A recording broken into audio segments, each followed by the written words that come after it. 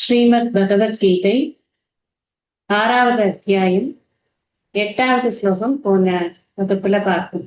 ஞான விஞ்ஞான திருப்தாத்மா கூட்டஸ்தோ விஜிதேந்திரியக யுக்த இத்யுச்யதே யோகி சமலோஷ்ட அஸ்ம காஞ்சனக அப்படின்னு.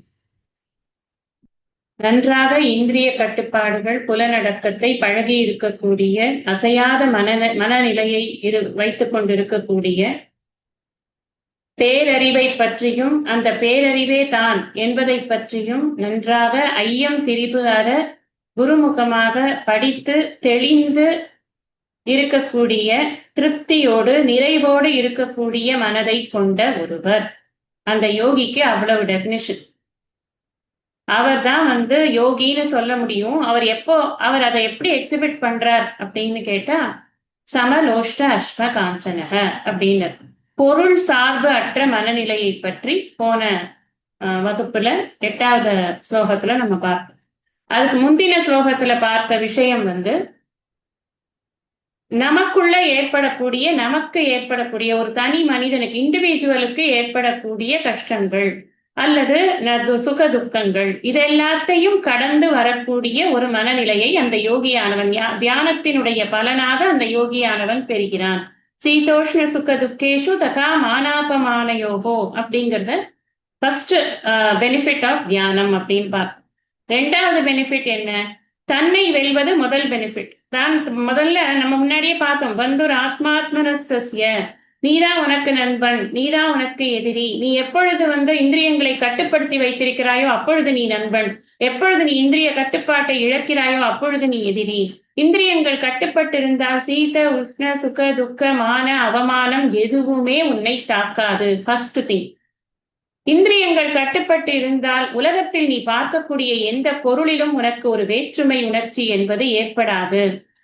அந்த பொருளுக்கான வெயிட்டேஜ் உனக்கு தெரியாது. அந்த பொருள்ல இருக்கக்கூடிய சமத்துவமாக இருக்கக்கூடிய அந்த பிரம்ம தத்துவம் மாத்திரம்தான் உன்னுடைய கண்களில் தெரியும். அது 2வது விஷயம், தியானத்தின் பலன். இன்னைக்கு நாம படிக்க போறது 9வது ஸ்லோகம். இது நம்ம போன தடவை படிக்க கத்து கொடுத்தாச்சு. அதனால நான் இப்ப சொல்லிட்டு ஸ்லோகத்தை அர்த்தத்தை சொல்லு. சுஹ்ருன் மித்ரார்யுதாசீன மத்யஸ்தத்வேஷ்ய பந்துஷு சாதுஷ்வபி ச பாபேஷு சமபுத்திர் விசிஷ்யதே. இங்கே ஒரு சமத்துவத்தை சொல்ற. தியானத்தின் பலன் சமத்துவம் அப்படிங்கிறத புரிஞ்சுக்கணும். ஃபர்ஸ்ட் பேசிக்கா அண்டர்ஸ்டாண்ட் பண்ணிக்க வேண்டியது என்னன்னா, தியானத்தின் மூலமாக சமத்துவ புத்தி என்பது ஏற்படுகிறது. யோகஸ்த குரு கர்மாணி சங்கம் தியக்த்வா தனஞ்சய சித்ய சித்யோ சமோபூத்வா சமத்துவம் யோக உச்சியதே. எங்க படிச்சோம்? 2வது அத்தியாயம். இந்த சமத்துவங்கிறது தான் நமக்கு ரொம்ப, யோகத்தினுடைய மிகப்பெரிய பலன் என்ன அப்படின்னா சமத்துவம் தான். இந்த சமத்துவம் நமக்கு கிடைக்கிறது 3 ஆங்கிள் சொல்லி கொண்டிருக்கார் பகவான். முதல் ஆங்கிள் செல்ஃப்ல எப்படி சமத்துவம் ஏற்படுறது அப்படிங்கறத சொன்னார். இந்த பாடி மைண்ட் காம்ப்ளெக்ஸ ஹேண்டில் பண்ணக்கூடிய விஷயங்கள்ல எப்படி சம புத்தி அப்படிங்கிறது இருக்கு அப்படின்னு சொன்னார். 2வது, இந்த பாடி மைண்ட் காம்ப்ளெக்ஸ் உபயோகப்படுத்தக்கூடிய இந்த உலகியல் பொருட்கள்ல எப்படி சம புத்தி இருக்கு அப்படிங்கிற விஷயத்த சொன்னார். 3வது இப்ப என்ன சொல்ல போறாருன்னா, இந்த உடல் மனம் புத்தியை வைத்துக்கொண்டு நாம இந்த உலகத்துல சில பேரோட இன்டராக்ட் பண்ணி கொண்டு இருப்போம். 7 வகையாக இந்த இன்டராக்ட் பண்ணக்கூடியவர்களை பிரிக்கிறது சாஸ்திரம். யார் யார் அது அப்படின்னு சொன்னா, இப்ப நம்ம அர்த்தத்தை பார்த்தோம்னா, சுஹ்ரன், மித்ர, அரி, உதாசீன, மத்தியஸ்த, துவேஷ்ய, பந்துஷு. இது அர்த்தம் என்ன அப்படின்னா, பிரதிபலனை எதிர்பார்க்காமல் உதவுபவர், பிரதிபலனை எதிர்பார்த்து உதவுபவர், பகைமை பாராட்டுபவர், எவரையும் பொருட்படுத்தாதவர், நடுநிலை புத்தியோடு இருப்பவர், நம்மீது வெறுப்பு உடையவர், உறவினர், இவர்களிடத்தும் சாதுஷு அறத்தை கடைபிடிப்பவர்களிடத்தும், பாபேஷு அறத்திற்கு புறம்பான காரியங்களில் ஈடுபடுபவர்கள் இடத்தும், சமபுத்திகி சமமான மனநிலையை உடையவன், விசிஷ்யத்தே சிறந்தவன் ஆகிறான். எப்படி இந்த யோகத்தில் அவன் சிறந்தவன் ஆகிறான் அப்படின்னா, இதெல்லாம் ஹேண்டில் பண்ண தெரியும். ஃபர்ஸ்ட் தன்னை ஹேண்டில் பண்ண தெரியணும். அப்புறம் தனக்கு அனுபவத்தை தரக்கூடிய பொருட்களை ஹேண்டில் பண்றதுக்கு தெரியணும். அதே மாதிரி அனுபவத்தை தரக்கூடிய மற்ற ஜீவர்களை ஹேண்டில் பண்றதுக்கு தெரியணும். இங்க ஜீவர்கள்னு பொதுவா நம்ம சொல்லலாம் அப்படின்னு சொன்னா கூட ஸ்லோகம் நமக்கு குறிப்பிட்ட இந்த வகையான ஜனங்கள் அப்படின்னு பிரிச்சிருக்கு. இது யாரு அப்படின்னா சுக்ரனுங்கிறத சுக்ருத் அப்படின்னு படிக்கணும். சுக்ருத் அப்படின்னா யாரு அப்படின்னா நமக்கு ரொம்ப நன்மை செய்வான். ஆனா எந்த எக்ஸ்பெக்டேஷனுமே அவனுக்கு இருக்காது. என்ன நம்ம திடீர்னு நமக்கு ஒரு உதவி தேவையா இருக்கும், ஓடி வந்து உதவி செய்வான். நானும் மனுஷன் நீயும் மனுஷன் தானையா, அதனால உதவி செஞ்சேன் அவ்வளவுதான் அப்படின்னுட்டு போயிடும். நான் திருப்ப ஒரு உதவி செய்யணும் அப்படிங்கிறதுக்காக ஒரு தொக்கல் அங்க இருக்கவே இருக்காது. அப்படிப்பட்டவர் தான் சுக்ருத் அப்படின்னு. நம்ம வாழ்க்கையில நம்ம நிறைய பேரை இது மாதிரி பார்த்துருப்போம். இப்ப நான் சொல்ற விஷயங்கள் எல்லாத்தையும் ஒரு அட்டவணை போட்டு இதுல யாரை ஃபிட் பண்ணலாம், இதுல யாரை ஃபிட் பண்ணலாம், நம்ம கான்டாக்ட் லிஸ்ட்ல இருக்கிறவங்க எல்லாரையும் ஃபிட் பண்ணி பார்த்தோம்னா நமக்கு அப்ப தெரிஞ்சு போயிடும் நம்ம எத்தனை விதமான பேர்களோட நம்ம பழகி கொண்டிருக்கிறோம் அப்படிங்கிறது.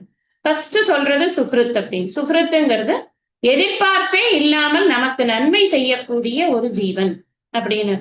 அடுத்தது மித்ரர். இந்த மித்ரனும் நமக்கு நன்மை தான் செய்யும். நம்ம ஃப்ரெண்டுன்னா என்ன, நமக்கு என்ன கெடுதல் பண்ணுவானா, சம்டைம்ஸ் பண்ணுவானா இருக்கும். ஆனா பெரும்பாலும் நண்பன் அப்படிங்கிற நட்புங்கிறது என்ன, நட்பிற்கு இலக்கணம் என்ன, உடுக்கை இழந்தவன் கைபோல் அங்கே இடுக்கண் களைவதாம் நட்பு அப்படின்னு நட்புக்கு இலக்கணம் சொல்லியிருக்கு. அந்த நட்பை கடைபிடிக்கக்கூடிய ஒரு நண்பன். ஆனா அவன் கிட்ட கொஞ்சம் எதிர்பார்ப்புகள் இருக்கும். நான் இன்னைக்கு கூப்பிட்டா வந்தேன்ல, நீ நாளைக்கு எனக்கு வரணும், நீயும் வரணும் நானும் வரணும், வந்து போய்கிட்டு இருக்கும். நான் எனக்கு வேணும்னா நீ கொடுக்கணும், உனக்கு வேணும்னா நான் கொடுக்கணும். இந்த ஒரு எதிர்பார்ப்பு என்பது நட்பில் நிச்சயமாக இருக்கும். தப்பே கிடையாது. இதுல எதையும் இவங்க ரொம்ப பெஸ்ட், அவங்க ரொம்ப கீழே அப்படின்னு சொல்ல வரல. கிருஷ்ணர் இதுல என்ன சொல்ல போறார் அப்படின்னு சொன்னா, இவங்க எல்லாரும் ஒண்ணுதாங்கிறது தான் இங்க ஞானியுடைய பார்வையில் அப்படிங்கறத சொல்ல போறாரு. நாம தான் டிசைட் பண்ணிக்கணும். நாம எல்லாருக்கும் தாரதமியம் போடக்கூடாது. ஆனா யார் என்னென்னத்துக்கு என்னென்ன அர்த்தம், இந்த மாதிரியான ஜனங்கள் இருக்கிறார்கள், இந்த கிளாசிபிகேஷன் ஆஃப் பீப்புள், அதுதான் இப்ப பாக்குறோம். இப்ப மித்ர, அடுத்தது அரி. இந்த சுக்ரன் மித்ரார் யூ அப்படின்னு இருக்குல்ல, அந்த இடத்துல அரிங்கிற வேர்டு ஒளிஞ்சுட்டு இருக்கு. பிகாஸ் ஆஃப் காம்பவுண்டா வேர்டா இருக்கிறதுனால அது சேர்ந்து வருதுங்க. அரி அப்படின்னு சொன்னா, அரி அப்படிங்கிறது எனிமின்னு அர்த்தம். நமக்கு என்ன பண்ணினாலும் அவனோட டேர்ம்ஸே வராது, நம்மளை கண்டாலே பிடிக்காது. No reason. நம்ம மூஞ்சியை பிடிக்காம இருக்கலாம், கலரை பிடிக்காம இருக்கலாம், ஸ்ட்ரக்சரை பிடிக்காம இருக்கலாம், ஜெஸ்டரை பிடிக்காம இருக்கலாம், ஏதோ ஒரு காரணத்தினால நம்மளை பிடிக்கவே பிடிக்காது.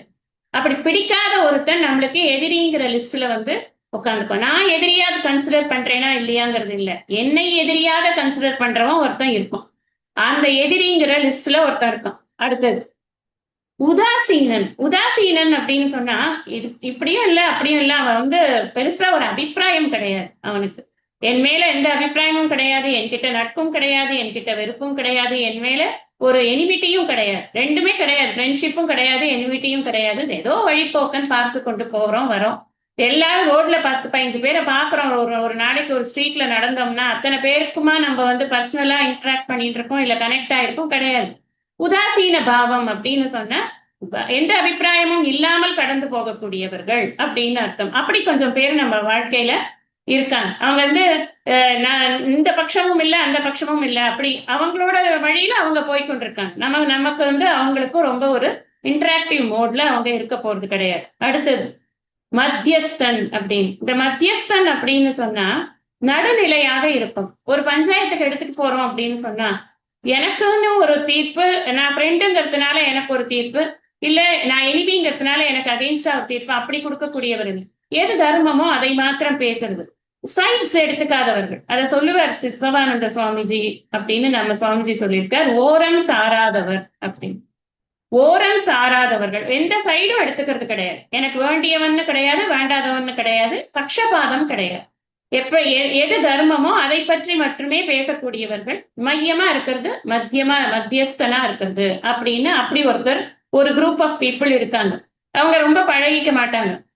பழகினா அனாவசியமா நம்ம ஏதாவது சைட்ஸ் எடுக்க வேண்டி வரும்னுட்டு என்னன்னா என்ன அப்படிங்கறதோட இருப்பாங்க. கேள்வி ஏதாவது போய் நம்ம கேட்டோம்னா அப்ப அவங்க கிட்ட இருந்து ஒரு நியாயமான தர்மமான ஒரு பதில் தான் வரும். ஏன்னா அவங்க யார்கிட்டையும் சைட்ஸ் எடுக்காதது காரணத்தினால அப்படி இருப்பாங்க. இது ஒரு குரூப் ஆஃப் பீப்புள் இருக்காங்க. மத்தியஸ்த, அப்புறம் துவேஷ்ய. துவேஷ்யனா இந்த எனிமி தானே துவேஷ்யனா இருக்க முடியும் அப்படின்னு நமக்கு தோணும். எனிமிட்டிங்கிறது எக்ஸ்ட்ரீம். என்னவா இருந்தாலும் நம்மளோட ஃப்ரெண்ட்ஷிப்பே வராது. இந்த துவேஷ்யங்கிறது, துவேஷம் இருக்கே, இது நம்மளோட கூட தான் இருப்பாங்க. இந்த கூட இருப்பாங்க, ஆனா நம்மள வெறுத்து கொண்டே இருப்பாங்க. காரணம் என்ன அப்படின்னா, நம்ம வளர்ச்சியில ஒரு பொறாமை இருக்கு. நம்ம பெருசாலாம் வளர்ந்திருக்கவே மாட்டோம், சாதாரணமா தான் இருப்போம்.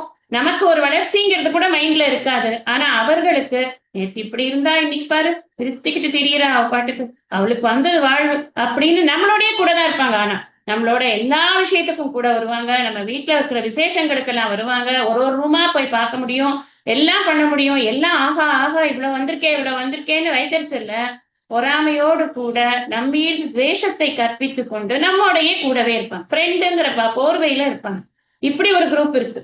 இதெல்லாம் இந்த குரூப் எல்லாம் சாஸ்திரமே சொல்லியிருக்கு. நம்ம இப்ப வாழ்க்கையில பார்த்து கொண்டு இருக்கக்கூடிய அத்தனை குரூப்பும் இன்னும் எத்தனையோ குரூப் இருக்கு. எல்லாத்தையும் சேர்த்து சாஸ்திரம் இந்த மாதிரி ஒரு 7-8 இதுல போட்டு நமக்கு ஒரு டேபிளர் காலம் போட்டு கொடுக்கறது சாஸ்திரம். இந்த துவேஷம் பாராட்டுபவர்கள் நம்மை எந்த இடத்துல வேணும்னாலும் இறக்கி அசிங்கப்படுத்துறதுக்கு தயாரா இருப்பாங்க. ஏன்னா அவங்களுடைய ஆத்திரத்தை தீர்த்துக்கிறதுக்கு அதுதான் சந்தர்ப்பம். நம்ம கூட இருந்தாதான் சரியான சந்தர்ப்பமும் தெரியும். அந்த சந்தர்ப்பத்துல தான் அவங்களால நம்மள இது பண்ண முடியும். அவங்க சோகால்டு பழிவாங்க.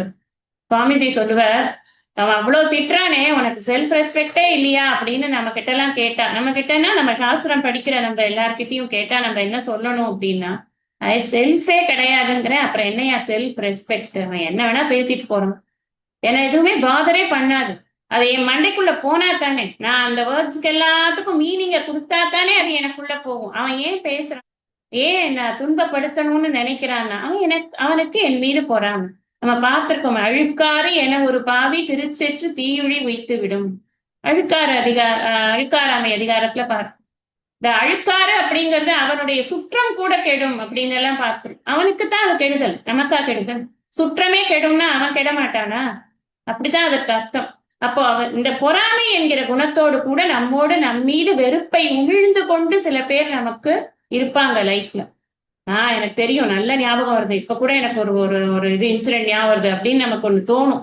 ஆனா கடைசியில இந்த ஸ்லோகத்தோட அர்த்தம் தெரிஞ்சிருக்குன்னா அந்த பொறாமைக்காரனை கூட நம்ம இக்னோர் பண்ணிட்டு போயிட்டே இருப்போம். அதுக்குதான் இந்த ஸ்லோகமே படிக்கிறோம் நம்ம. அடுத்தது பந்து. பந்துனா யாரு? பந்துக்கள் அப்படின்னு சொன்னா ரிலேட்டிவ்ஸ். நம்மளுடைய சுக துக்கங்கள்ல பங்கு பெறக்கூடிய, நம்மளோட உண்மையிலேயே நம்மிடம் பிரியமாக இருக்கக்கூடியவனுக்கு பெயர் பந்து அப்படின்னு சொல்றது சாஸ்திரம். நமக்கு நிறைய சந்தர்ப்பங்கள் வரும். அந்த சந்தர்ப்பங்கள் வாழ்க்கையில நமக்கு சிலது ஏற்றம் தருவதாக இருக்கும், சிலது இரக்கம் தருவதாக இருக்கும். யார்கிட்ட நம்ம ஒரு ஏற்றத்தையோ இல்லது இரக்கத்தையோ உரிமையோட பகிர்ந்து கொண்டு அவர்களிடம் உரிமையோட ஒரு ஹெல்ப்ப கேட்க முடியும். இன்னைக்கு சிச்சுவேஷன்ல ரிலேட்டிவ்ஸை விட ஃப்ரெண்ட்ஸ் தான் ஹெல்ப் பண்றாங்க அப்படிங்கறதெல்லாம் ஒத்துக்கக்கூடிய விஷயம்தான். ஆனாலும் பந்து அப்படிங்கிற ஸ்டேட்டஸ்ல இருக்கக்கூடிய யாரா இருந்தாலும் அந்த மாதிரி ஒரு அன்கண்டிஷனல் ஹெல்ப்பை ரெண்டர் பண்ணக்கூடிய ஒரு கடமை அவர்களுக்கு இருக்கு. சம்டைம்ஸ் ஒரு ஃப்ரெண்டே கூட பந்துவா ஆயிடும் இந்த மாதிரி ஹெல்ப் பண்றதுனால. சோ பந்துங்கிறது என்ன அப்படின்னு, உண்மையிலேயே நம் மீது பிரியத்தை கொண்டு நம்மோடு பழகக்கூடியவர்கள், நமக்கு ஒரு பிரச்சனைனா முன்னாடி நிற்கக்கூடியவர்கள் பந்துக்கள் அப்படின்னு. அதனாலதான் முன்னாடி பார்த்தோம், யார் பந்து உனக்கு அப்படின்னு. யார் பந்து? சுவாமி சொல்லியிருக்காரு இதுல 2 ஸ்லோகம் முன்னாடி, நீதான்ப்பா உனக்கு பந்து. ஒருத்தன் நிப்பான்லாம் எதிர்பார்க்காத. உத்தரேத் ஆத்மனாத்மானம் ந ஆத்மானம் ந ஆத்மானம் ந அவசாதையே. நீ உன்னை கீழே இறக்கிட்டாத, நீ உன்னை ஏத்திக்கோ. ஏன்னா பந்து நீதான் உனக்கு, நீதான் உனக்கு எதிரி, நீதான் உனக்கு பந்து. அது நமக்கு உள்ளுக்குள்ள இருந்துட்டே இருக்கணும். யாராவது ஒருத்தர் வருவாங்க அப்படின்னு நினைக்காம நம்மள நாமளே ஏத்திக்கிறதுக்கு முயற்சி பண்ணிக்கொண்டே இருக்கணும். பொதுவா பந்து என்பதற்கு அர்த்தம் நமக்கு ரிலேட்டிவ்ஸ், இங்க இருக்கக்கூடிய நம்மள மீது உண்மையாக பிரியத்தை செலுத்தக்கூடியவர்கள். சாது. அடுத்தது சாது அப்படின்னா, சாஸ்திரம் என்ன சொல்லி இருக்கோ, என்னென்ன எல்லாம் விதித்திருக்கிறதோ அதன்படி தன்னுடைய கடமைகளை விருப்பு வெறுப்பு இல்லாமல் செய்து கொண்டிருக்கக்கூடிய ஒரு சத்குணத்தை கொண்டவர் சாது. அப்படிதான் சாதுக்கு அர்த்தம். நம்ம சாதுக்கள் அப்படின்னு சொல்றோம். நம்ம பெரிய மகாத்மாக்கள்லாம் வந்தா சாதுக்கள்லாம் வந்திருக்காங்க.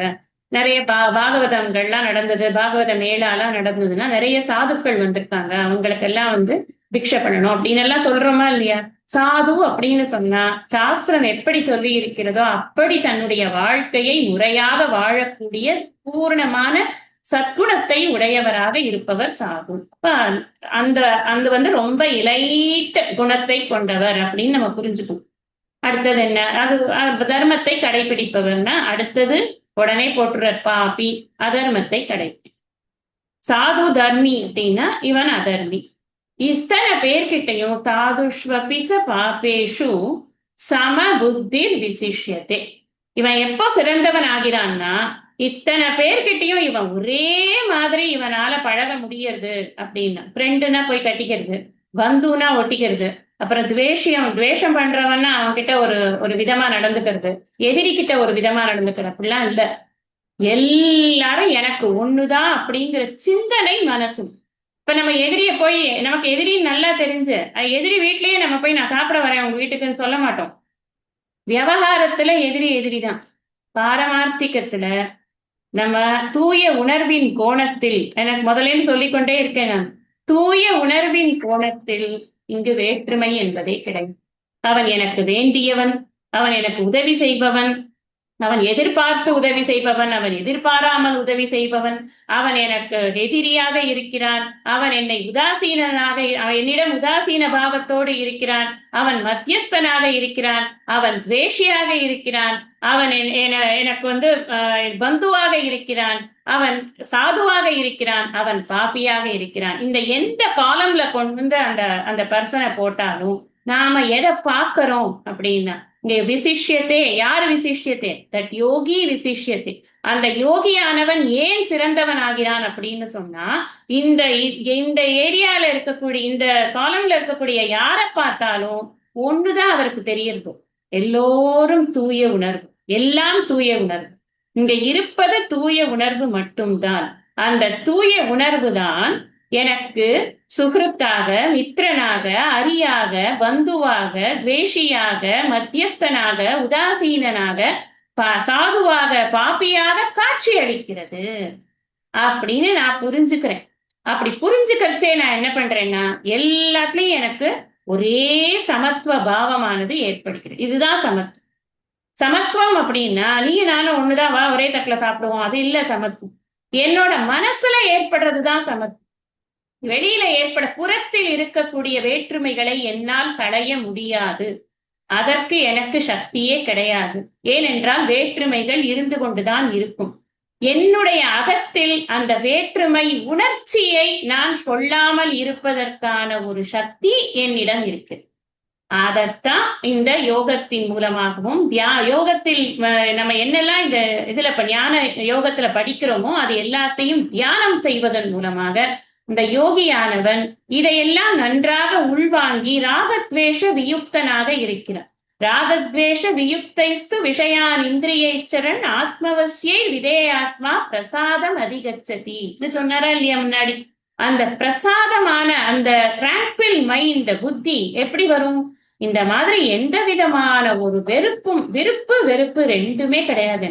இதுல நீங்க பாத்தீங்கன்னா ஒரு போர்ஷன் ஆஃப் த இது என்ன விரும்பக்கூடியதாக இருக்கு. சுக்ருத்து, மித்ர, அப்புறம் வந்து இது மத்தியஸ்தன், அப்புறம் சாது, இதெல்லாம் விரும்பக்கூடிய குணங்களாக இருக்கு. மிச்சதெல்லாம் வெறுக்கக்கூடிய வெறுப்புங்கிறதே கிடையாது. வேண்டுதல் வேண்டாமை இலானடி சேர்ந்தார்க்கு யாண்டும் இடும்பை இல. இத நம்ம இந்த வெறுப்பை ஜெயிக்கிறது. அப்ப எப்படி ஜெயிப்பாங்க? அவன் இந்திரியங்களுக்கு தன்னை வசப்படுத்தி கொடுக்காமல் இந்திரியங்களை தன் வசத்தில் வைத்துக் கொண்டிருந்தால் மட்டும்தான் அவன் ஜெயிப்பான் அப்படிங்கிறதுக்காக இந்த 3 விஷயத்த சொல்லியிருக்க. இப்போ 3 தியானத்தின் பலன் அப்படிங்கறத 3 பார்ட்டா நம்ம வந்து படிச்சிருக்கோம். இப்போ அடுத்தது என்ன பார்க்க போறோம்னா இந்த தியானத்திற்கான சாதனம் பார்க்க போறோம். அந்தரங்க சாதனம், பகிரங்க சாதனம் அப்படின்னு தியானத்திற்கான சாதனங்கள்லாம் இருக்கு. அதை நாம படிக்க போறோம். யோகி யுஞ்சீத சததம் ஆத்மானம் ரஹசி ஸ்திதஹ ஏகாகீயத சித்தாத்மா நிராசீர பரிக்ரஹ. யோகி, இப்ப யோகியானவன் இந்த தியானத்தை பண்ணுவதற்கு என்ன அவனுக்கு சாதனங்கள் வேணும் அப்படின்னு அந்தரங்க சாதனங்களை பற்றி சொல்ல போறது. யோகி யோகியானவன் ஆத்மானம் தன்னை சததம் எப்பொழுதும் ரகசி ரகசியமான இடத்தில் யுஞ்சீத தியானத்தில் ஈடுபட்டு கொண்டவனாக இருக்க வேண்டும். எப்படி மனசை வச்சுட்டு அவன் தியானத்துல ஈடுபடணும் அப்படிங்கிறத சொல்ற. நிராசீகி ஆசைகளும் எதிர்பார்ப்புகளும் இல்லாதவராய், அபரிக்கிரக உடைமைகள் அற்றவராய், யதசித்தாத்மா அறவாழ்க்கையின் மூலம் தன் உடலையும் உள்ளத்தையும் பக்குவப்படுத்தியவராய். அதுக்கப்புறம் தான் இதெல்லாம் ஃபர்ஸ்ட் அவனுக்கு பேசிக். அதுக்கப்புறம் ரகசி ஸ்திதக ஏகாக்கி யோகி சததம் ஆத்மானம் யுஞ்சீத. இதான் அன்மை. இப்ப நம்ம தியானம் பண்ணணும் அப்படின்னு நினைக்கிறோம் அப்படின்னா போய் உட்கார்ந்த உடனே தியானம் பண்ணிட முடியுமா? யாருக்காவது அந்த மாதிரி ஒரு தியானம் எனக்கு கூடி விட்டது, நான் உட்கார்ந்தேன், கண்ணை மூடிட்டேன், உடனே எனக்கு இந்த உலகமே மறந்து போச்சு அப்படின்னு எல்லாம் யாரும் சொல்ல முடியாது. ஏன்னா மனம் அப்படிங்கிறதே எண்ணங்கள் தான் மனம். இந்த மனசு எப்போ எண்ணங்கள் அற்று இருக்கிறது அப்படின்னா தூக்கத்தை தவிர வேற எந்த சமயத்திலையும் அது எண்ணங்கள் அற்று இருப்பதே இல்லை. அப்போ மனசு எண்ணங்களே அற்ற மனமானது தியானத்தில் கிடைக்கிறது அப்படின்னு யாராவது சொன்னா இஸ் இட் கரெக்ட் ஸ்டேட்மெண்ட்? முதல்ல அதை நாம புரிஞ்சுக்கணும். இது பிராக்டிக்கலா நிஜமாவே நமக்கு வாழ்க்கையில பார்க்கக்கூடிய ஒரு விஷயத்துல நம்ம சூப்பர் ஃப்ளோஸா ஒரு ஸ்டேட்மெண்ட்டை சொல்லிட்டு போயிட முடியுமா? இல்ல தியானம் பண்ணிக்கிட்டே இருந்ததுன்னா மனசு அப்படியே நிலைச்சு போயிடும். நினைக்காது. அப்படி ஏதாவது ரொம்ப 1 செகண்ட் 2 செகண்ட் நிலைச்சதுன்னா கூட உடனே சலிச்சு. மனசு அப்படித்தான். மனசு சஞ்சலத்வாத் மனக அப்படின்னு தான் சாஸ்திரம் அதை டிஃபைன் பண்றது. அப்படித்தான் இருக்கும் கூட. இப்போ நமக்கு என்ன பண்றோம் அப்பனா தியானம்ங்கிறதுல என்ன பண்றோம் அப்படின்னா என்ன படிச்சிருக்கோமோ இந்த படிச்ச விஷயங்களை அசை போடுவது, அதுதான் தியானம். உண்மையான தியானம் அப்படிங்கிறது என்ன? நிதித்தியாசனம் தான் உண்மையிலேயே தியானம். பொதுவா தியானம்ங்கிறதுக்கு பலவிதமான டெபினிஷன்ஸ் பலவிதமான இதுல ஸ்கூல் ஆஃப் தாட்ல சொல்றது உண்டு. சில பேர் பகவானுடைய மூர்த்தியை நினைத்து கொண்டே இருப்பது தியானம் அப்படின்னு சொல்லுவாங்க. அதுவும் ரொம்ப நேரத்துக்கு நிக்காது இல்லையா? கொஞ்ச நேரம் நிற்கும். அப்புறம் மானசீகமாக அவனுக்கு அலங்காரங்கள் எல்லாம் பண்ணி பார்த்து மனசை அதுலயே லயிக்க செய்வது தியானம். எல்லாத்தையும் ஒத்துக்கிறோம், நம்ம எல்லாமே ஒத்துக்கிறோம். ஆனா எது எனக்கு இந்த ஆத்ம தியானம் என்னுள் இறங்குவதற்கு என்மயம் ஆகுவதற்கு எனக்கு எது ஹெல்ப் பண்ணும் அப்படின்னா ஆத்ம தியானத்தை நான் அடைந்திருக்கிறேனே, ஒரு குருமுகமாக படிச்சிருக்கேனே, அந்த படிச்ச விஷயங்களை மறுபடியும் என்னுடைய மனம் அசை போட்டு கொண்டே இருப்பதும், அதை தவிர வேறு ஒரு சிந்தனை இல்லாமல் சித்த ஏகாக்கிரத அதுல இருக்கிறது தான் தியானம் அப்படின்னு சொல்றேன். இப்ப பசுமாடெல்லாம் சாப்பிட்டுட்டு உடனே போய் எங்கேயான போய் உட்காந்துக்கும். உட்காந்து ஏதாவது ஒரு புல்லு கில்லு மேய்ஞ்சுது அப்படின்னா அப்படியே டைரக்டா வயிற்றுக்குள்ள போயிடாது. அது போய் ஒரு இடத்துல உட்காந்துக்கும். அப்புறம் உட்காந்து அசை போடும். இந்த மாடு அசை போடுற மாதிரி திங்குறியே அப்படின்னு வீட்டுல திட்டுவாங்க. ஆக்சுவலி அந்த அசை போடுறது அப்படிங்கிறது தான் இந்த தியானம். நம்ம என்ன படிக்கிறோமோ, இப்ப இன்னைக்கு கிளாஸ்ல ஒண்ணு படிச்சிருக்கோம். நம்ம எப்படி 3 விதமாக தியானத்தின் பயனானது எப்படி சொல்லப்பட்டது அப்படிங்கிறத படிச்சிருக்கோம். கிளாஸ் முடிஞ்சிருது. ரைட், நம்ம படுக்க போறோம். நைட் எப்பவும் படுக்கிறதுக்கு முன்னாடி ஒரு 10 நிமிஷம் ரிஃப்ளெக்ஷன் அப்படின்னு நம்ம பண்றதுங்கிறது நமக்கு ரொம்ப நல்லது. அப்படி ரிஃப்ளெக்ட் பண்ணும்போது இன்னைக்கு டே எப்படி இருந்தது, இன்னைக்கு என்னெல்லாம் பண்ணினோம் காத்தாலேருந்து அப்படின்னு வரும்போது இந்த கிளாஸும் இன்னைக்கு பண்ணின லிஸ்ட்ல வரும். இந்த லிஸ்ட்ல இந்த கிளாஸ்ல நம்ம என்ன கத்துண்டோம் இன்னைக்கு, what is our take away, எது என் மனசுல நல்லா ஆழமா பதிஞ்சிருக்கு, எதெல்லாம் என் மனசுல இன்னும் பதியாம இருக்கு, மேலோட்டமா உட்கார்ந்துருக்கு, நான் எதெல்லாம் திருப்பி ரிவ்யூ பண்ணணும் அப்படிங்கறதெல்லாம் அந்த 10 நிமிஷத்துல நாம அசை போடும் பொழுது நமக்கு ஒரு இது கிடைக்கும், ஒரு லிஸ்ட் கிடைக்கும். இதெல்லாம் நீ இன்னும் கொஞ்சம் ஆழமா படி, இதெல்லாம் நீ இன்னும் கொஞ்சம் நல்லா புரிஞ்சுக்கிறதுக்கு ட்ரை பண்ணு, இன்னொரு வாட்டி சிரவணம் பண்ணு, அப்போ உனக்கு புரியும்னு நம்ம மனசு நம்ம கிட்ட ஏமாத்தாது. கரெக்டா சொல்லிடும். உனக்கு இது புரிஞ்சிருக்கு, உனக்கு இது புரியலங்கிறத நம்ம மனசு கரெக்டா சொல்லிடும். வெளியில சொல்றோமோ சொல்லடி. சோ இந்த மாதிரி ரிஃப்ளெக்ஷன்ஸ் இருக்கணும். அதுதான் அசை போடுறது அப்படிங்கிறது. ஒரு ஹோல் டேவை நம்ம அசை போட்டுட்டு அன்னைக்கு இருக்கிற எல்லா நல்லதுக்கும் இறைவனுக்கு நன்றி சொல்லிவிட்டு, அன்னைக்கு நான் செஞ்ச தப்புக்கெல்லாம் இறைவனிடம் மன்னிப்பு கேட்டுவிட்டு, நான் இது மாதிரி தப்பு இனிமே பண்ணாம இருக்கிறதுக்கு எனக்கு அனுகிரகம் பண்ணுன்னு ஒரு பிரார்த்தனையை பண்ணிட்டு படுத்துக்கிறது அப்படிங்கிறது இந்த டேயை கரெக்டா எண்ட் பண்றதுக்கான ஒரு முறை. அப்படி நம்ம டெய்லி ஒரு 10 நிமிஷம் பண்றதே நமக்கு நிறைய பெனிஃபிட்ஸ் கொடுக்குங்கிற போது இங்க என்ன சொல்றாரு அப்படின்னா, நீ படிச்சிருக்கிற விஷயத்த தியானம் பண்ணுவதற்கு மாத்திரமே நீ நன்றாக டயத்தை ஒதுக்கி பண்ணணும் அப்படின்னு சொல்ற. அப்போ எப்படி இருக்கணும், நீ என்ன பண்ணணும் அத அப்படின்னா, தன்னை தன்னை வந்து தன்னை எங்க வைத்துக்கொண்டு தியானம் பண்றது. நான் வந்து நட்ட நடு வீட்டுல உட்காந்து நான் தியானம் பண்ண போறேன், எல்லாரும் நான் தியானம் பண்ண போறேன், யாரும் என்ன டிஸ்டர்ப் பண்ண சொன்னா யாருக்காவது சரியா வருமா?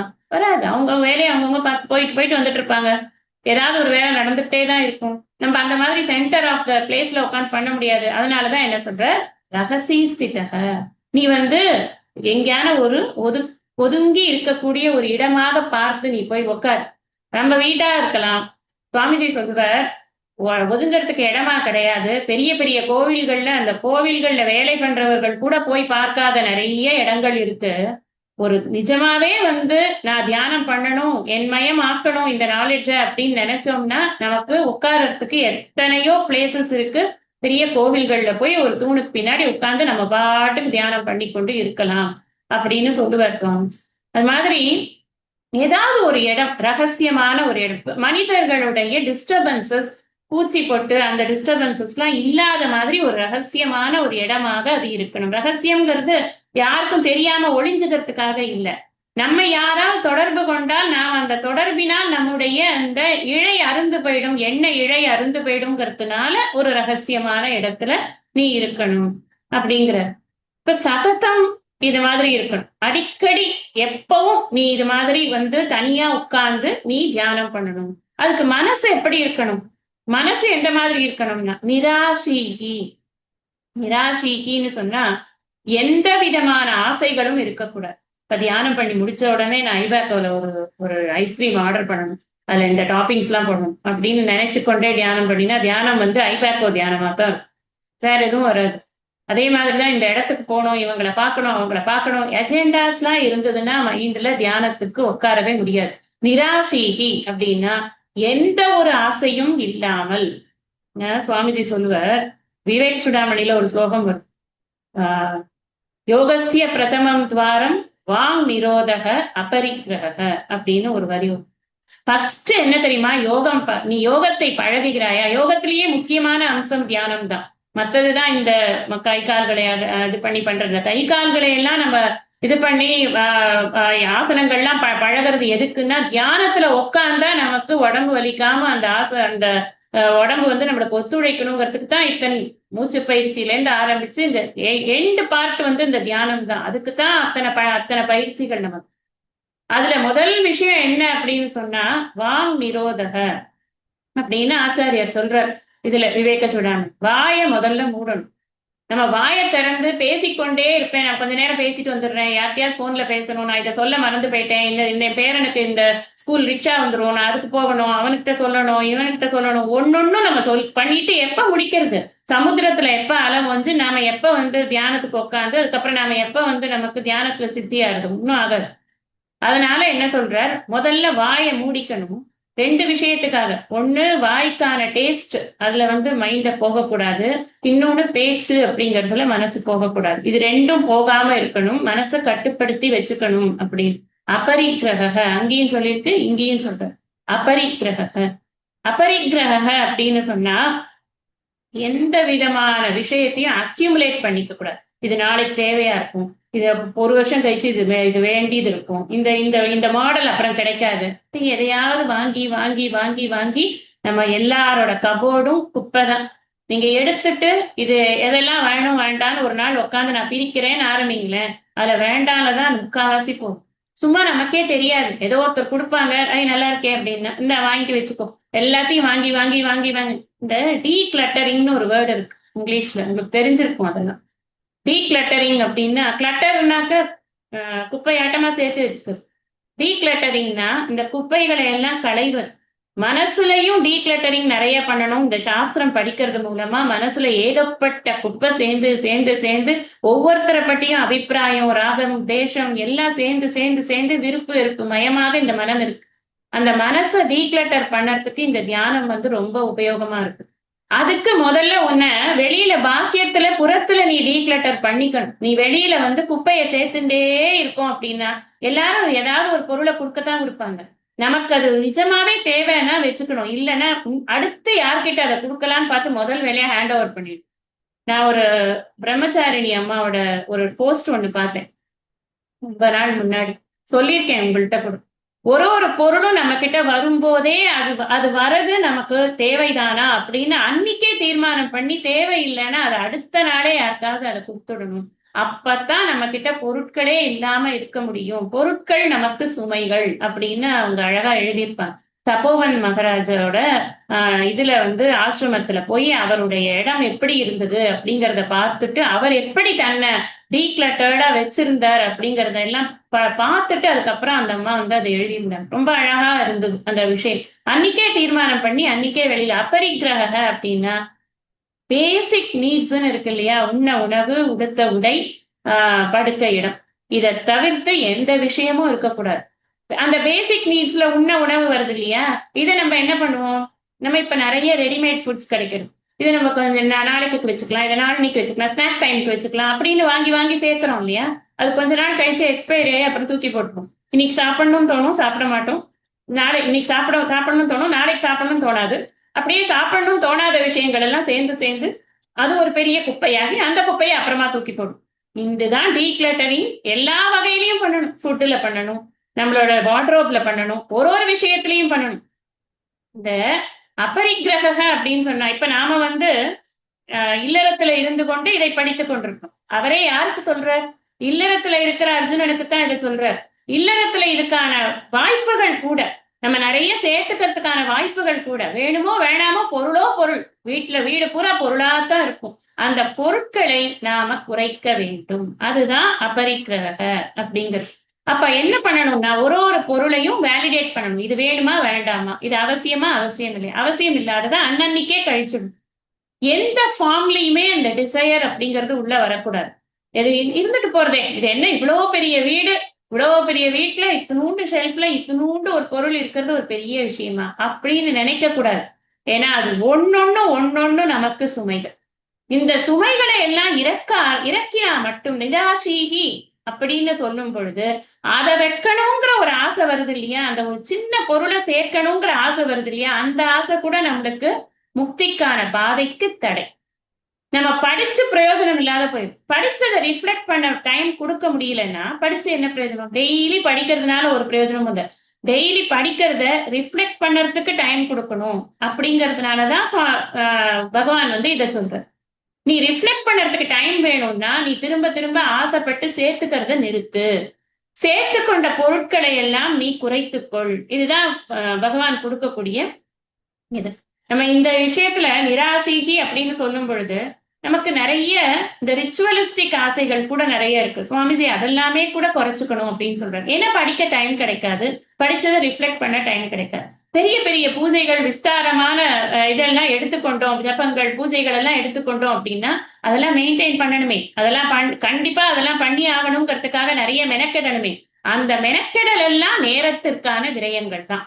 எப்போ நேரத்திற்கான விரயம்னு நம்ம சொல்றோம்னா, எப்போ எனக்கு இந்த ஆத்ம ஞானத்தை பெற்று முக்தியை அடைய வேண்டும் என்பதற்காக நான் படிக்க ஆரம்பிக்கிறேனோ அப்போ படிக்கிறதுக்கு நேரமும் படிச்சதை ரிஃப்ளெக்ட் பண்றதுக்கு நேரமும் கொடுக்க முடியாத போது அந்த நேரங்கள் எங்கெல்லாம் செலவாகுதோ அதெல்லாம் கண்டுபிடிச்சு அதை எல்லாத்தையும் நீக்கிறதுங்கிறது நம்மளோட பர்சனல் எக்ஸசைஸ் அப்படின்னு புரிஞ்சு. கண்டிப்பா இதை பண்ணித்தான் ஆகணும் அப்படின்னு. இப்ப நிராசீகி அபரிக்கிரக சொன்னார். யதசித் ஆத்மா. இந்த யதசித் ஆத்மா அப்படின்னா என்ன அர்த்தம் அப்படின்னா, யத அப்படின்னு சொன்னாலே நான் முன்னாடியே சொல்லியிருக்கேன், யத்னம்னால முயற்சின்னு.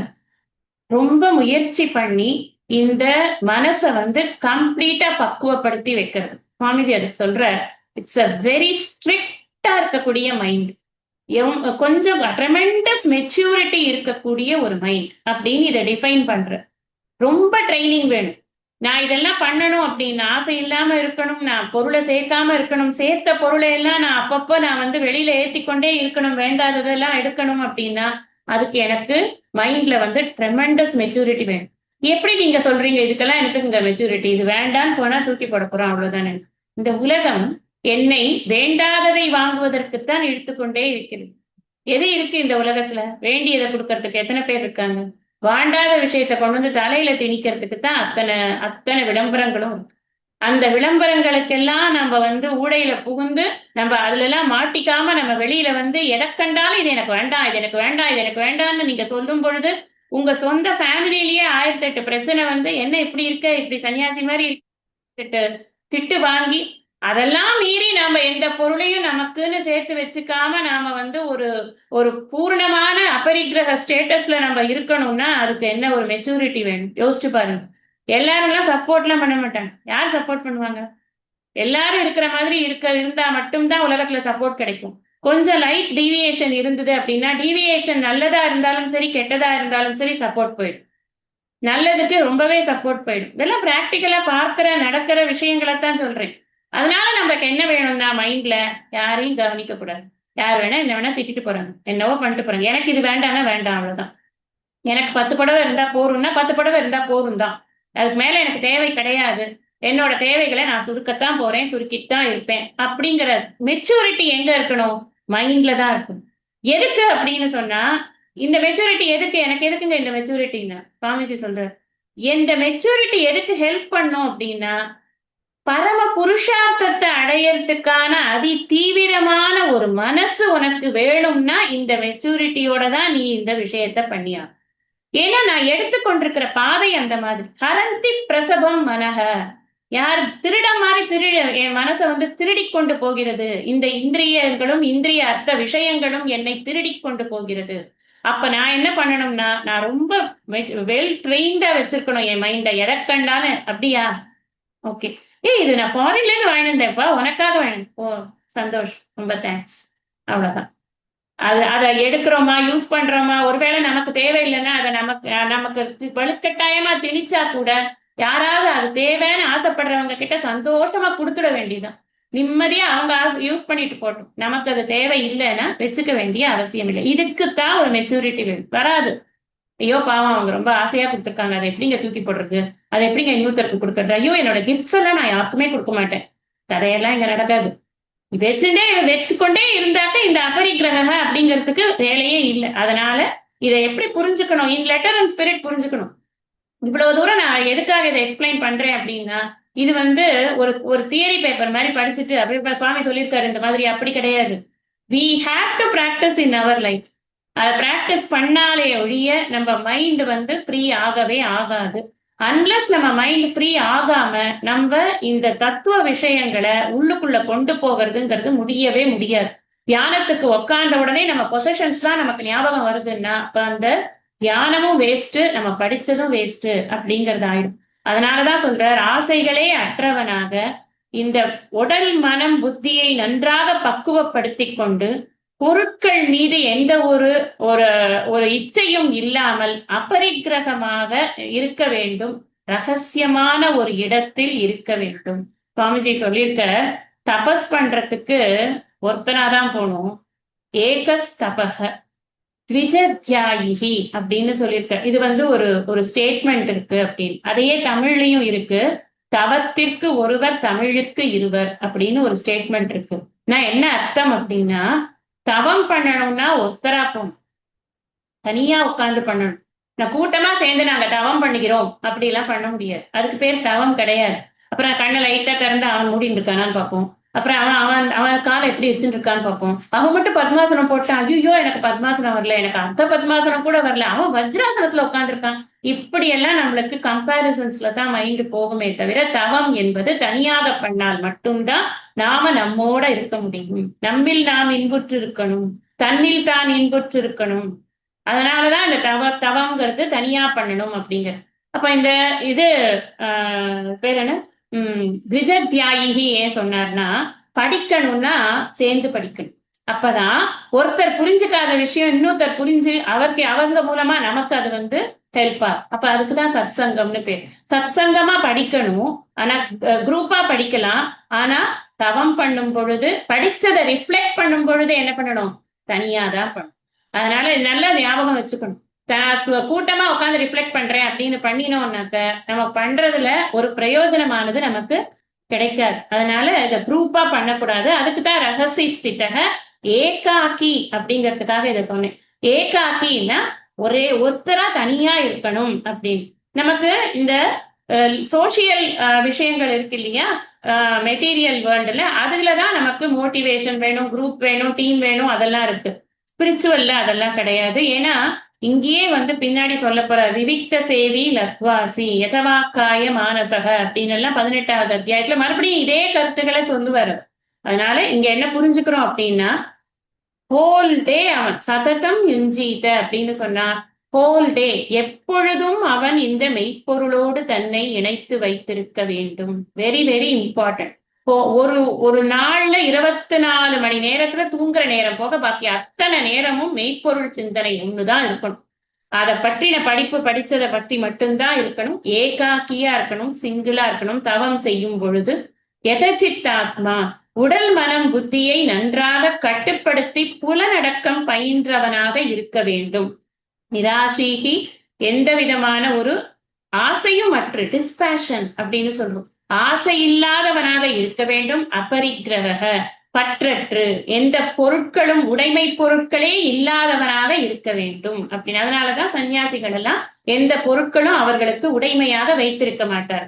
ஏதோ ஒரு தூங்கறதுக்கு ஒரு சின்ன ரக் இருக்கும், அவ்வளவுதான். கரதல பிக்ஷா தருதல வாசம் அப்படின்னு சொல்றாரு ஆச்சாரியரே.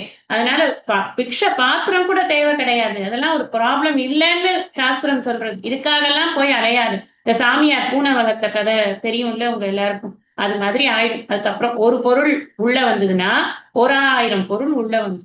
அடுத்தது சொல்ற, शुचौ देशे प्रतिष्ठाप्य स्थिरमासनमात्मनः नात्युच्छ्रितं नातिनीचं शैलाजिनकुशोत्तरम् तत्रैकाग्रं मनः कृत्वा यतचित्तेन्द्रियः क्रियः उपविश्यासने युञ्ज्यात् योगमात्मविशुद्धये.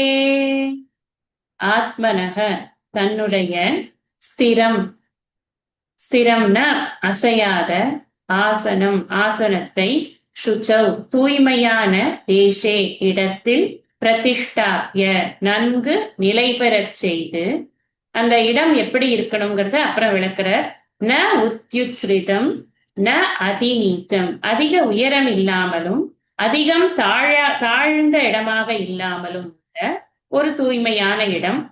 அதுல எப்படி உட்காரணும் அப்படின்னா, சைல அஜின குஷ உத்தரம். சைலனா தர்பை புல், அஜினனா மான்தோல் அல்லது புலித்தோல், குஷன தர்பை புல், அஜினனா மான்தோல் அல்லது புலித்தோல். சைல அப்படின்னு சொன்னா துணி, ஏதாவது ஒரு சாஃப்ட் கிளாத் துணி விரித்ததாக உள்ள. ஆத்மனக தன்னுடைய ஸ்திரம் அசையாத ஆசனம் பிரதிஷ்டாப்பிய, இந்த தன்னுடைய ஆசனத்தை இது விதமாக அவன் பிரதிஷ்டை செய்திருக்க வேண்டும். அவன் சரி ஆசனத்தை இந்த விதமாக போட்டிருக்க வேண்டும்.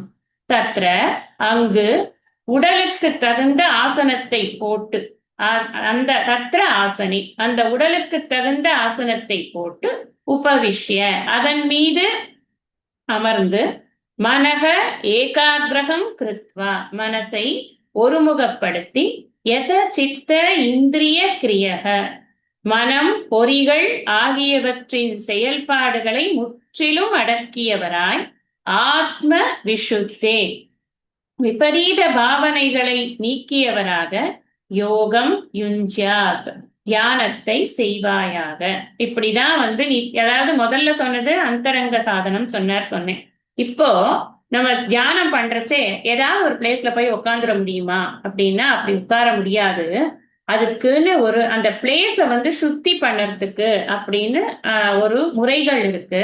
அங்க என்னெல்லாம் போட்டுக்கொண்டு நீ உட்காரணும் அப்படிங்கிறதுக்கும் முறைகள் இருக்கு அப்படின்னு பகவான் இங்க வந்து எக்ஸ்பிளைன் பண்ற.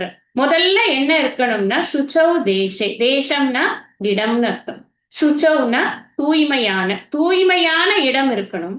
அதுக்கப்புறம் அது நாத்யுச்ரிதம் நாதி நீச்சம், அதி நீச்சம் அதாவது ரொம்ப பள்ளமாவும் இருந்துடக்கூடாது. இப்ப நான் போய் பூமிக்கு அடியில உட்காந்துக்கிறேன். நான் வந்து எனக்கு அங்கதான் வந்து யாருமே டிஸ்டர்ப் பண்ண மாட்டாங்க. நான் குழியை தோண்டிட்டு உட்காந்துக்கிறேன். அப்படி கிடையாது. அப்படி உட்கார்ந்து கொள்வது அப்படிங்கறதெல்லாம் ஒவ்வொரு முறையான தபஸுக்கு இருக்கு. ஆனா ஜென்ரலா இப்ப நாம சொல்லக்கூடிய இந்த நிதித்தியாசனத்திற்கான தவம் செய்யும் பொழுது, இந்த தியானத்தை செய்யும் பொழுது, நான் போய் ஒரு மேடு பள்ளமா இருக்கிற ஒரு இடத்துல, உட்கார முடியாத ஒரு இடத்துல இப்படி இப்படி நின்னுட்டு அப்படி சாஞ்சிட்டு அப்படியெல்லாம் நான் உட்காந்தேன்னா என்ன ஆகும்? இங்க பிடிச்சுக்கும், இங்க வலிக்கும். அப்புறம் இதுக்கெல்லாம் நான் வந்து இப்ப மருந்து சாப்பிட்டு அப்புறம் இதுக்கெல்லாம் வந்து ஸ்ப்ரே அடிச்சுட்டு இதுக்கு தான் டைம் சரியா இருக்கும். யோசிச்சு பாருங்க. இந்த இடம் ஏன் இத கூட பகவான் தான் சொல்லி தரணுமா அப்படின்னு நமக்கு தோணும். உண்மைதான். நம்ம வந்து சரியான ஒரு இடத்துல உட்காராம போயிட்டோம்னா என்னென்னலாம் பிரச்சனை வருது நமக்கு. பகவான் ஏன் இதை இவ்வளவு கேரோட சொல்றாருன்னா, நீ பண்ணக்கூடியது ரொம்ப முக்கியமான வேலையப்பா. நீ வழக்கமா லெதார்ஜிக்கா இருக்கிற மாதிரி இருந்துடாதே. நான் சொல்லிடுறேன். அதனால நீ இதையும் சேர்த்து ஃபாலோ பண்ணிடுவ அப்படிங்கறதுனாலதான் சொல்றாரு. அப்ப நம்ம அதை புரிஞ்சுக்கணும். அவரோட கேர் எப்படி இருக்கு அப்படின்னு. அப்போ என்ன இடம் எப்படி இருக்கணும்? ரொம்ப மேடா இருக்கக்கூடாது, ரொம்ப பள்ளமா இருக்கக்கூடாது. அதே மாதிரி அந்த இடம் சுத்தமா இருக்கணும். ரொம்ப அழுக்கு, குப்பை அதெல்லாம் இருக்கிற இடத்துல உட்கார்ந்து கொண்டு நம்மளால பண்ண முடியாது. நமக்கு நிறைய டிஸ்டர்பன்ஸ் வரும். எறும்பு, கொசு எல்லாம் வரும். அதனால நம்மளால உட்கார்ந்து பண்ண முடியாது. வெல் அண்டர்ஸ்டுட் அது. அதுக்கப்புறம் என்ன சொல்ற? அதை நல்லா சுத்தம் பண்ணறதுக்கு நம்ம வந்து 2 விதமான சுத்தம் இருக்கு. ஒண்ணு வந்து தந்திர சுத்தி அப்படின்னு பேரு. தந்திரன்னு சொன்னா நம்ம வந்து பை பை அவர் ஹேண்ட்ஸ் பண்றது. நம்ம வந்து ஒரு ஒரு ஒரு இதை எடுத்து தொடப்பத்தை எடுத்து அதெல்லாம் பெருக்கிறது, அந்த இடத்தெல்லாம் டஸ்ட் பண்றது, அங்க வேற எதுவும் பூச்சி பொட்டு இல்லாம அதை நீட் பண்ணி கிளீன் பண்ணி நல்லா மெழுகி அந்த இடத்துல வந்து இது தண்ணி விட்டு அலம்பி எல்லாம் பண்ணி அதெல்லாம் பண்றது வந்து தந்திர சுத்தி அப்படின்னு. மெக்கானிக்கலா பண்றது தந்திர சுத்தி. இன்னொன்னு மந்திர சுத்தி. மந்திர சுத்தி அப்படிங்கிறது அந்த இடத்துல துஷ்ட தேவதைகள் எதுவும் இல்லாமல் நமக்கு அனுகூலமாக இருக்கக்கூடிய நல்ல வைப்ரேஷனை கிரியேட் பண்ணக்கூடிய மந்திரங்களை எல்லாம் சொல்லி, இப்ப ஒரு வீட்டுக்கு போறோம்னா அந்த வீடை வந்து நம்ம ஃபர்ஸ்ட் எடுத்துட்ட உடனே என்ன பண்றோம்? வீட கிரகப்பிரவேசம் பண்றோம்னா ஃபர்ஸ்ட் என்ன பண்றா? ஒரு ஹோமம் பண்றாங்க. புண்ணியாக வாசனம் அப்படின்னு ஒரு ஒரு மந்திரங்கள்லாம் சொல்றாங்க. அது எதுக்கு சொல்றோம்? புண்ணியமான வசனங்களை சொல்வதுதான் புண்ணியாக வாசனம். இந்த இடத்துல நல்ல சமிருத்தியா இருக்கட்டும் எல்லாரும். இந்த இடத்துல நல்ல செழிப்பு இருக்கட்டும். நல்ல நல்ல தேவதைகளுடைய அனுகிரகங்கள்லாம் இங்க இருக்கட்டும். தேவதைகள் இங்க அண்டாமல் இருக்கட்டும் அப்படின்னு எல்லாம் அந்த மந்திரங்கள்ல எல்லாம் வரும். அது மாதிரி ஒவ்வொரு நம்ம வந்து அந்த மந்திரம் எல்லாம் சொல்லிட்டு ஐயோ அப்படி எனக்கு தெரியாதே ஒரு மந்திரமோ அப்படின்னு சொல்ல வேண்டியது. நம்ம எந்த இடத்துல உட்கார போறோமோ அந்த இடத்துல பூமாதா கிட்ட ஒரு பிரார்த்தனை. அம்மா நான் இங்க உட்கார்ந்து பண்ண போறேன், உன் மேல நீ எனக்கு அனுகிரகம் பண்ணு. போருமே, சிம்பிள், அவ்வளவுதான். அது மாதிரி சொல்லி மந்திரபூர்வகமாக இந்த இடத்தை சுத்தம் பண்றது. அந்த மாதிரி மந்திரபூர்வகமாகவும் சரி தந்திரபூர்வகமாகவும் சரி இடத்தை சுத்தம் பண்ணி நல்ல ஒரு வைப்ரேஷனை கிரியேட் பண்ணி அந்த இடத்தை சுத்தம் பண்றது அப்படிங்கறத ஃபர்ஸ்ட் சொல்லியிருக்காரு. அப்புறம் ஆசனம் ஆசனம்ங்கிறத நம்ம 2 விதமா புரிஞ்சுக்கணும். ஒண்ணு நம்ம உட்காரத்துக்கு போட்டுக்கிற ஆசனம், இன்னொன்னு நாம உட்காரும் போது போட்டுக்கிற ஆசனம். 2ம் நம்ம வந்து பார்த்து பண்ணணும். உட்காரத்துக்கு எப்படியெல்லாம் சொல்றாரு அப்படின்னு, முதல்ல குஷக. குஷகன்னா தர்பை புல். தர்பை புல்ல நல்லா விரிக்கணும். இந்த தர்பை புல்ல விரிக்கிறது அப்படிங்கிறதே ஒரு இது இருக்கு. ஒரு கிழக்கு நோக்கி அந்த நுனி இருக்கணும் அப்படின்னு எல்லாம் அதுக்கு விதியெல்லாம் இருக்கு. அது மாதிரி அந்த தர்பை புல்ல விரிக்கணும். இல்ல தர்ப பாயினே இப்ப கிடைக்கிறது. அழகா அந்த தர்ப பாயை வாங்கி நம்ம போட்டுக்கணும். அப்படி போட்டுக்கொண்டு அதற்கு மேல என்ன பண்ணணும்னா அஜீனகனா தோல் வந்து விரிக்கணும். என்ன தோல்? மான் தோல் அல்லது புலித்தோல். நல்லா ஞாபகம் வச்சுக்கணும். இதுக்காக போய் மெனக்கெட்டு ஒரு மானை கொண்டு வாங்க, இல்ல புலிய கொண்டு வாங்க, அப்பதாங்க நான் உட்காந்து இது தியானமே பண்ண முடியும்னு எல்லாம் ஐச்சாட்டியம் பண்ணக்கூடாது. அந்த காலத்துல இயற்கையாக மரணித்த மான்கள், புலிகள் இதுகளை இந்த தோலெல்லாம் எடுத்து போட்டிருக்காங்க. இப்ப தோல் கிடைக்கலன்னா இன்னும் பிரச்சனை கிடையாது. அடுத்தது அந்த தோல் போடுறது. அதுக்கப்புறமா என்ன சொல்ற? சைலம்னா துணின்னு அர்த்தம். துணி வந்து எனி சாஃப்ட் கிளாத். எதுக்குன்னா நம்ம உட்கார்ந்து கச்சே நமக்கு அந்த பூமியில இருக்கக்கூடிய சில சின்ன சின்ன கற்கள்லாம் நம்மள குத்தாம, இந்த புல்லு குத்தாம இருக்கணும்னா அது மேல ஒரு சாஃப்ட்னஸ் இருக்கணும். இது எதுக்கு? இந்த சரீரம் கஷ்டப்படாம உட்கார்ந்து தியானம் பண்ணணும். அதுதான் இங்க நோக்கம், வேற ஒண்ணும் கிடையாது. தியானம் பண்றதுக்கு எந்த இடைஞ்சலும் வரக்கூடாது. நம்ம கிட்ட இருந்தே ஃபர்ஸ்ட் இடைஞ்சல் வரக்கூடாது. இந்த சரீரத்துல இடைஞ்சல் வரக்கூடாது. அதுக்கப்புறம் புறத்துல இடைஞ்சல் வரக்கூடாது. இதெல்லாம் இருக்கு. அதுக்கப்புறம் ஆசனம். இந்த பாக்கியத்துல நம்ம போட்டுக்கொள்ளக்கூடிய ஆசனம், நம்ம எப்படி உட்கார்ந்துக்கிறோம் அப்படிங்கிற அந்த ஆசனம், பத்மாசனமோ எது சௌகரியமா இருக்கோ அந்த ஆசனம். இப்படி இந்த தியானத்தை உட்கார்ந்து பண்ணணும். தத்ரைகாக்கிரம் இந்த ஒரு ஸ்லோகம் தான் நம்ம முடிச்சிருக்கோம், 11th மட்டும்தான். அந்த தத்ரைகாக்கிரம் மனக்கிருத்வா அந்த ஸ்லோகத்துக்கான பொருளை நம்ம அடுத்த சத்சங்கத்துல படிக்கலாம் இப்போ.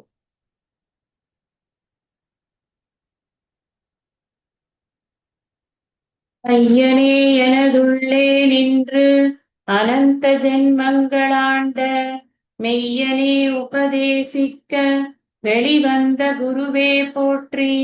உய்யவே முக்தி நல்கும் உதவிக்கோர் உதவி நாயேன். செய்யுமார் ஒன்றும் காணேன் திருவடி போற்றி போற்றி.